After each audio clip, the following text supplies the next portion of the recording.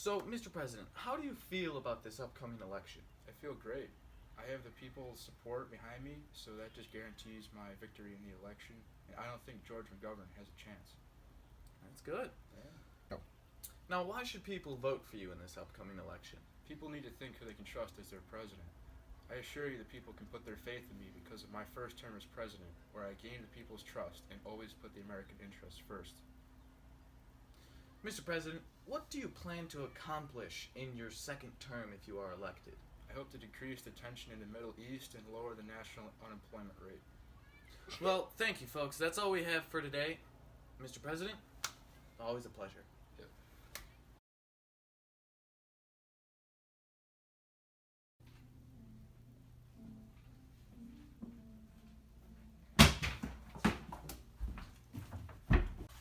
Hey, what are you guys doing? Alright, come on out or I'll blow your head off. Don't shoot! Don't shoot!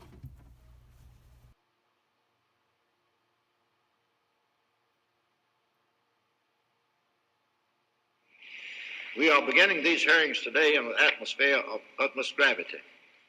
The questions that have been raised in the wake of the June 17 break-in strike at the very undergirding of our democracy.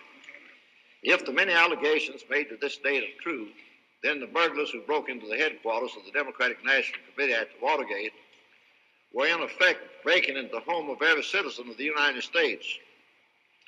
And if these allegations proved to be true, what they were seeking to steal was not the jewels, money, or other property of American citizens, but something much more valuable, their most precious heritage, the right to vote in a free election.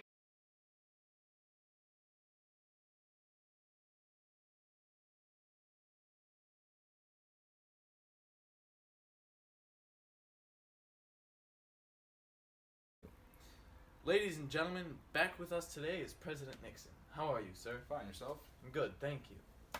In today's interview, I would just like to take a quick moment to talk about the Watergate scandal and your affiliation with it. So, what was Watergate about? No comment. President Nixon, hypothetically, if the Watergate scandal did in fact involve you, could this lead to an impeachment trial? Well, yes, if the president was in fact involved, this could easily lead to an impeachment trial. But since I'm not involved in the scandal, this will actually lead to nothing. Well, thank you, folks. That's all we have for today. President Nixon, thank you. Sure.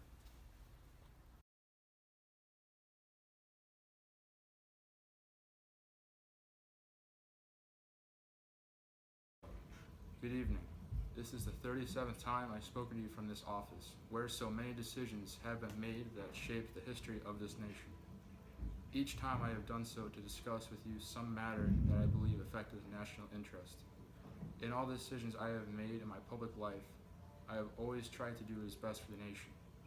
Throughout the long and difficult period of Watergate, I have felt it was my duty to preserve, to make every possible effort to complete the term of office to which you elected me. In the past few days, however, it has become evident to me that I no longer have a strong enough political base in Congress to justify continuing that effort. To continue to fight through the months ahead of my personal vindication would almost totally absorb the time and attention of both the President and the Congress in a period when our entire focus should be on the great issues of peace abroad and prosperity without inflation at home. Therefore, I shall resign the presidency effective at noon tomorrow. Hi, Dr. Kelleher. Please give Mac, Nick, and Sean an A. Yes. Hey, Dr. Kelleher's A Push class, please give Nick, Sean, and Mac an A+. Hey, Dr. Kelleher's AP US History class, please give Sean, Nick, and Mac an A.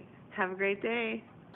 Hey, Dr. Kelleher, please give Nick, Sean, and Mac an A.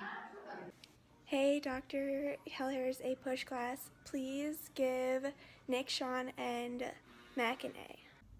Hey, Dr. Kelleher's A Push class, please give Nick, Sean, and Mac an A.